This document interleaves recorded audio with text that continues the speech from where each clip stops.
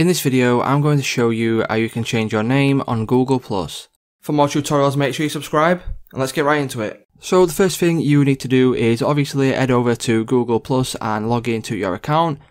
Once you log in, you will be on this page here, and then from here you will need to select personal info, which is right here on the left hand side bar. Once you select personal info, under basic info here, there is obviously options for your name, your birthday, your gender, etc. Obviously the one we need in today's video is name, so click on your name and then you'll be redirected to this page.